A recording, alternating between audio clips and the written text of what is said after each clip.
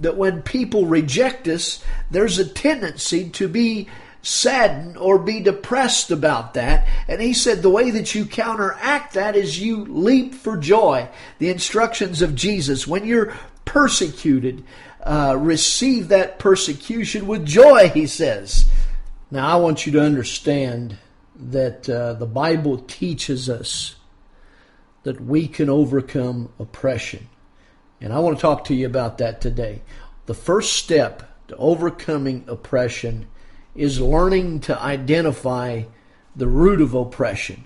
Now we need to understand that there are roots to problems and there are symptoms to problems. The Bible tells us in 1 Timothy chapter 6 verse 10, it says, "For the love of money is the root of all evil." Notice that money is not the root of evil, but the love of money or lust is the root of all evil.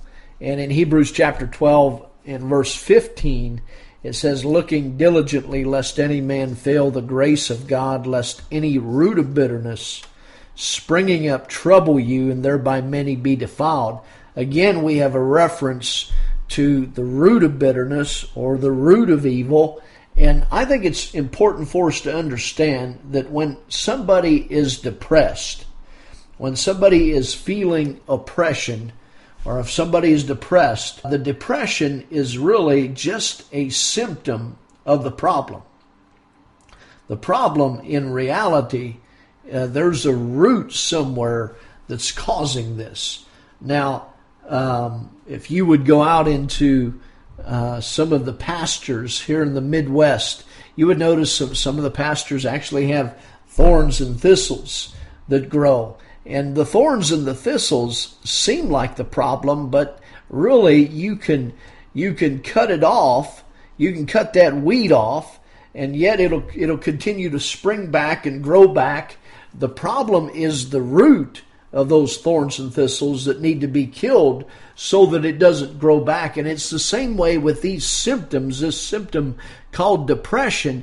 If you want to be fully delivered from depression, if you want to fully overcome depression, you've got to get to the root of what's causing that depression before you can truly overcome that. Now, depression is a symptom. It's important that when depression tries to set in on us, that we can find the root of the problem or the oppression that's bringing that depression. See, your emotions are something that God has given you.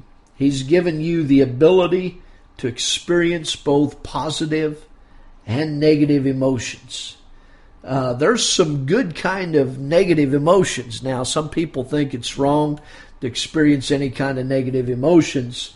That's not necessarily true. Anger can be a good emotion to have if it's directed and channeled towards the right thing. If it's directed towards sin, anger is permissible. Sadness and grief is also something that's permissible if it's channeled in the right direction and if it's used in the right way. Fear is something that is also is a negative emotion that can be a good thing if it's the fear of the Lord. Or, maybe you instill within your children a fear from running out on the road in front of a vehicle. That's a good kind of fear to have. It's a human fear that God has actually placed within us. He has given us the ability to be angry at times, to experience these negative emotions. Now, the problem is what I call amplification. There are demonic spirits that if they are allowed, that come from the kingdom of darkness, and they will try to amplify your emotions into levels that affect you in a negative way and open the door for greater problems to come into your life. And it's very, very important that we learn to stop our human emotions when they go too far. It's very important we learn to recognize when there's a demonic influence coming in, trying to amplify those emotions in a negative way or in a wrong way. And we need to recognize that there are certain spirits. The Bible clearly teaches us that fear is a human emotion. that is good. It can be okay. But fear also hath torment, it says. It talks about the spirit of fear in 1 Timothy chapter 1 verse 7, or 2 Timothy chapter 1 verse 7. It tells us that there's a spirit of fear. So when that human emotion gets over too far into fear, there's a spirit of fear that can come along and affect it in a negative way. And the Bible tells us in the book of John that fear, the epistle of John, that fear hath torment. Fear hath torment. Now, it's the same way with anger. There is a human emotion of anger, but there's a point where a man can be given over to an angry spirit. Even jealousy is a natural human emotion that can be utilized in a good way, but if you give yourself over to a spirit of jealousy, like King Saul did, you'll try to take vengeance out in people in a wrong way. There's such a thing, I believe, as an unforgiving spirit of uncleanness from the kingdom of darkness that can latch into people and cause them to be unforgiving, cause them to be bitter, and those kinds of things. Now, one of the keys is to learn to recognize when these demonic spirits are trying to latch in, learn to identify the root of these things. And this leads me to my second point, is also be aware of the open doors that may allow some of these demonic forces to operate in our lives. And that's my second point, is when you see those open doors, make sure you close them. See, sin really is one of the root causes for depression. One of the reasons that so many people are depressed is because of sin in their life. And because of those sins that they have not repented of, they've not put their faith in the blood of Jesus for cleansing, what happens is there's a guilt, a condemnation that comes with that sin that can only be taken care of through the atoning work of Calvary. I remember meeting with a woman that was battling depression and had anxiety issues, along with a series of mental problems that she was struggling with. And as I sat down to counsel with her and help her try to work through her situation, I began to pray with her, and it didn't seem like we were getting anywhere. And as I prayed, the Lord spoke to me and said, this woman had an abortion years ago, and she's struggling with the guilt of that abortion. And I led her through a prayer of repentance, and she was wonderfully delivered from that situation, from that depression. And so many times depression can trace back to a situation in our life, a sin problem. It can also trace back to just listening to the wrong voices and focusing on the wrong things, or even being too focused on self, or being too carnal. A lack of spirituality can actually be one of the reasons that people are depressed. Frustration many times will come with depression. Confusion many times will come with depression. And a lot of times the root behind that frustration and confusion is just a lack of a relationship with God.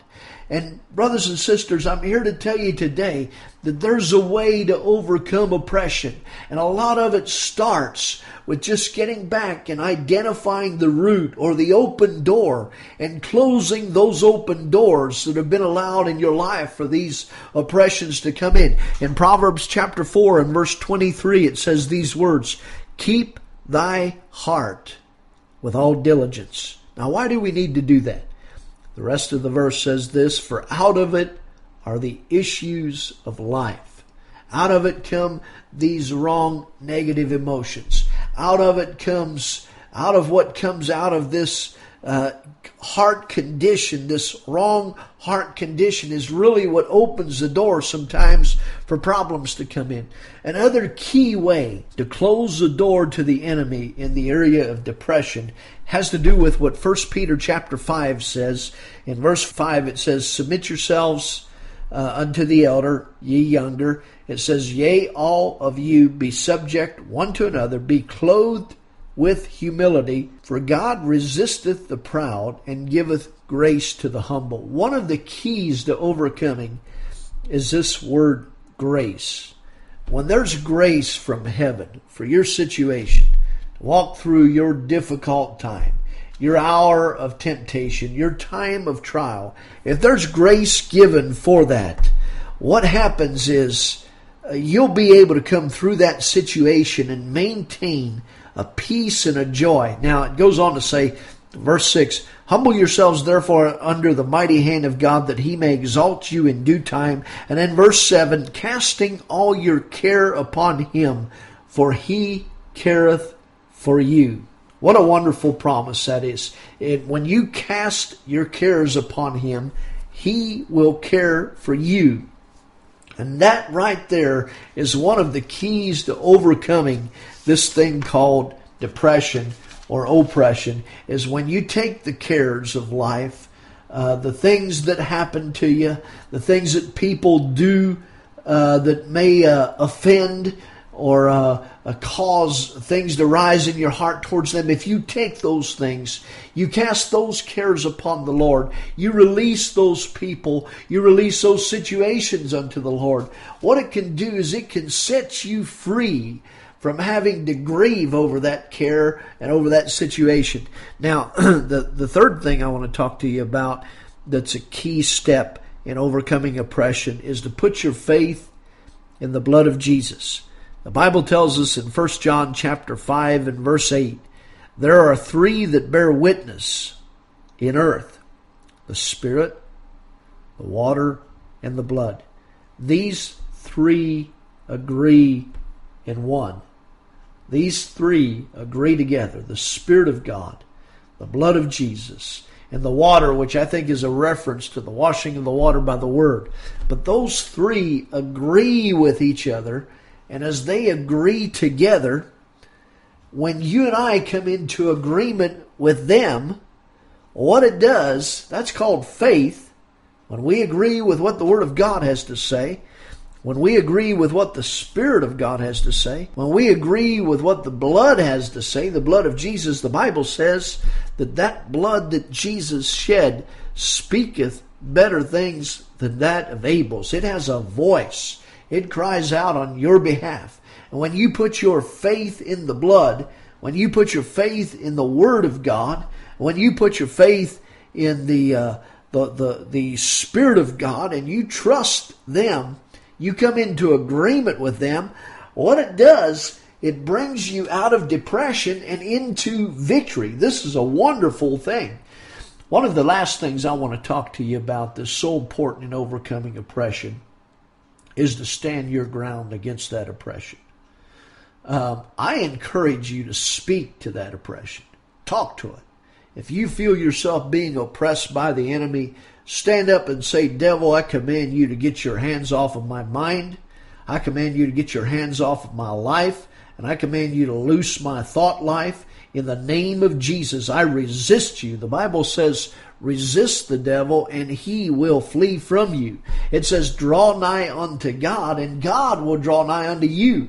And that really are the two steps that are really required to stepping up into the victory that God has for you as God's people. This is Pastor Ruben Esch, and it is a blessing to have been able to share this time with you again. God richly bless you. Thank you for listening to the Beacon of Truth broadcast with your host, Pastor Ruben Esch. If you need prayer or if you've been blessed by today's message, please contact us and let us know you're listening. Write to Beacon of Truth Ministries, P.O. Box 9, Garnett, Kansas 66032, USA. Again, write to Beacon of Truth Ministries, P.O. Box 9, Garnett, Kansas 66032, USA. You may also visit us on the web at www.botmi.org or email us at pastor@botmi.org. Thank you for listening, and tune in again at the same time next week for another message from the Beacon of Truth broadcast. Have a blessed day.